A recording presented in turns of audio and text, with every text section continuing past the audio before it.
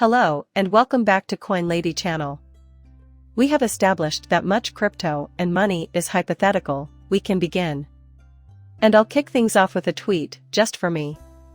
My point was that Ripple's 10 years of building relationships with huge financial institutions like banks, credit unions, and government agencies will soon bear fruit, and that few people realize how many banks are ready to go live with XRP-enabled solutions. From the regulatory frontrunner position to the upgrading of infrastructure to support these solutions, everything is in place. It's beginning to make sense. And I think we'll see a lot in the next 2 years. To have this become active in the wild. The main difficulty is a system of rules and regulations. Once that barrier is breached, it's game over. Either you're ahead of the curve and can cash in before the big money arrives, or you're too late. That you will eventually be too late to the game is something I've been stressing a lot while discussing many utility tokens. Many people falsely believe they have an infinite amount of time to accumulate these tokens. Surely XRP serves as a good illustration. Some individuals may have thought, oh, well, I stopped accumulating XRP a year ago when it was 30 cents or 40 cents, and it's just like, okay, boom, all of a sudden, we get an announcement and overnight and in less than 5 hours. To its value, XRP contributes $18 billion. And XRP is currently trading at around $90 to $95 per coin. So again, just because something is the case now doesn't mean it will always be the case in this market. Just wanted to throw that out there. I think it will be too late for the retail sector to be in this market once we have institutional-grade adoption, given the extreme volatility of the market, so I recommend getting into a strong position before the big players arrive with their big player money, trillions of dollars. Now, to go into a bit more detail on this topic, I feel that we are at a pivotal juncture, where everything is coming together in such an unbelievable way to XRP Crow for this. What would you see is that we are in the midst of recreating the monetary system. David Schwartz here. We are currently in the midst of constructing or reconstructing the monetary system. And you can count on Ripple to find all the cool stuff. I mean, it's good information to have, right? Considering Ripple from a business perspective. Alright, so this firm has long-standing ties to a number of prominent figures. Before XRP was publicly available, Ripple was already making inroads. Now more than ever, they are pushing for widespread adoption of cryptocurrency for use in the mainstream economy. In my perspective, Ripple is a long-term, sustainable business that will be around for decades to come. This is the thinking behind the concept that Ripple will play an important role in the reform and development of our financial system. Essentially, I'd want to say, we're witnessing the death of the old system and the birth of the new one, and this is a once-in-a-lifetime chance. For the simple reason that the established order no longer works. We all know what the new system entails, therefore they plan to crash it in order to usher it in. Likewise, Rosie Rios has arrived. Instead of being a valueless store of value, XRP provides a practical purpose by easing international money transfers. She's taking a swing at Bitcoin in this February 2023 clip. Along these lines, but well, listen as we look at XRP, it does serve a role, and you know, the future is extremely bright surrounding XRP, especially as you guys are starting to see Web3 becoming a major deal. The importance of tokenization has grown significantly recently. You have every major player, like Sydney, discussing tokenization and the $1 trillion by 2030. And I believe that in the next 5 to 10 years, this entire space will look very different, with many tokens like XRP becoming key players due to the fact that they are utility tokens with a use and a purpose, as Rosie is saying here and also over here. Some payments made overseas can now be received in the United States thanks to FedEx's new FedEx International Payments Service, Fednow. However, many people seem confused about the true value of Fednow because of negative headlines like "Banks Hate It Kills Bank Payment Revenue" and "The United States is way behind Rite A." Check. And now, the paper chasers among you can receive instantaneous compensation. By 2022, 80% of all business in India would be conducted digitally. Add to that roughly 40% from Brazil and nearly 20% from Sweden. Half of Great Britain is at or near 10%, Canada is just under 10%, while Germany is rather low. The United States, meanwhile, ranks dead last. Looking at the United States right now, we can see that they are lagging behind the rest of the world in terms of electronic transactions and other forms of real-time digital currency payment. This is a major issue because many of these activities still rely heavily on paper-based transactions. As digitization and tokenization garner more attention, both are likely to grow in importance. In the end, it alters the playing field entirely. That's why I've been saying things like, Xinfeng, they're very large giants with EXDC and all these other tokens, and so on. They could be quite the opposite right now. But that's because you were thinking exclusively about cost. As well, by Anderson. You're crazy, you believe you're still hungry.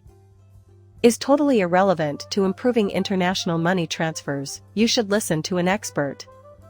This comes to us courtesy of Marcus Treacher. We'll explain the RTGS Global firm and its executive chairman for those of you who aren't familiar with them. He has also worked extensively with other major entities, such as Clear Bank, and served as an advisor to the DLT Science Foundation. This is more of a side business for him. Niam. He held the position of SVP Customer Success at Ripple for 4 years and 9 months. After spending roughly 11 years and 7 months at HSBC, he worked for Swift for roughly 6 years and 2 months. Additionally, Swift, UK has been the city's chair of the board of directors for the past 18 months. In addition, I spent a total of 5 years and 1 month, 1988 to 1993, working for Citi and Accenture. This individual has extensive experience. The nice thing is that when we click over to this post, so when you see Fednow, the Federal Reserve's rapid payments service will officially start in the United States. A few individuals have made observations on this. Here's Ken Montgomery from the Federal Reserve Bank of Boston to elaborate a bit. ACI International is expanding on this topic as well. There are a few more, but I'm aiming for the bottom, where Marcus Treacher naturally resides. We may see that his function is dissected here. He argues that the Fed's recent adoption not only improves chances for domestic payments, but also presents exciting prospects for cross-border payments. It will launch domestically at first, but how can we link it to international payment networks? Okay, I think we're all clear on that. Since the US dollar is used in so many international transactions, guaranteeing its seamless interoperability is an issue many in the industry are trying to overcome before Fed currently can reach its full potential. The constant need to scroll on this site is a minor annoyance. While the Fed's principal responsibility lies within the United States, the implementation of this system is expected to have far-reaching consequences. That's a great list of perks to have. It's not just about the United States becoming more efficient, it's also about the expansion of the United States' role in, and integration with, the international financial system.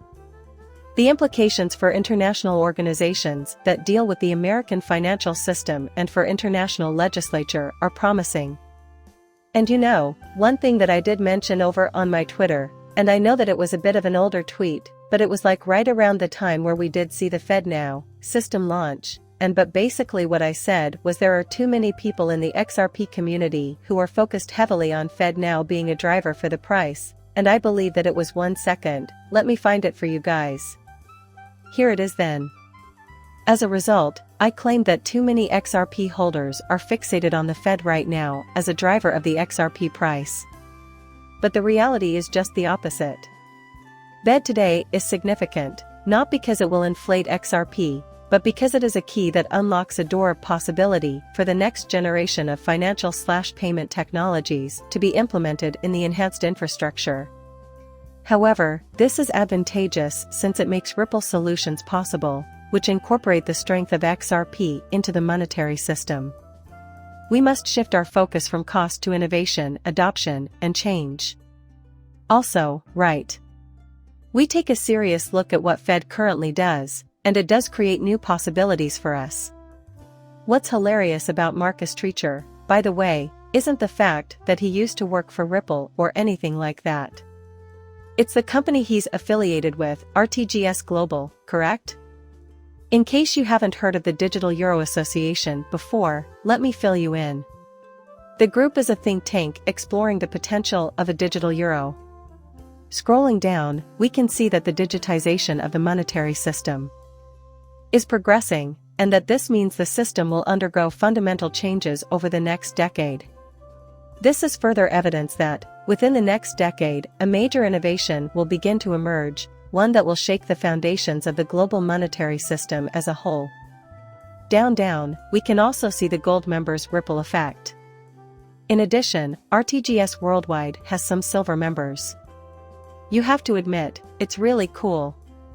Although there are many other parties involved, I typically distribute this using Ripple and RTGS. Questioning the world why? For the simple reason that they are two early adopters of the modern financial system. They are also concerned with international money transfers.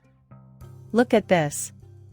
Therefore, RTGS is a global rethinking of cross-border settlement and payments, made in the here and now, but with an eye toward the future. We're a modern settlement service, created in the cloud. The new generation of cross-border settlement is also explained in detail if you scroll down this page. All of their wares are on display for your perusal. You don't have to read all this, but if you're curious about the reasons for our popularity, you can. I've done a lot of research on this company, and it's fascinating. Our future is a world where borders are no barriers to trade and where international payments are instantaneous, transparent, and secure. We deal with problems as they arise while also making plans for the future. And we can see that in just a decade, the landscape of retail financial services has been completely transformed by the fintech revolution. Meanwhile, international banking practices have hardly advanced since the 1970s. To add, they are. Given this context, it is easy to see why cross-border payment innovation is so urgently needed right now. That they may be traced back to the digital euro's connection with Ripple is fascinating to me. As we look at Ripple right now, it's important to keep in mind that it has been rapidly increasing in a select number of regions, including the United Kingdom, thanks to the Digital Pound Foundation. You can't afford to ignore this company, since RTGS Worldwide is on the verge of blowing up.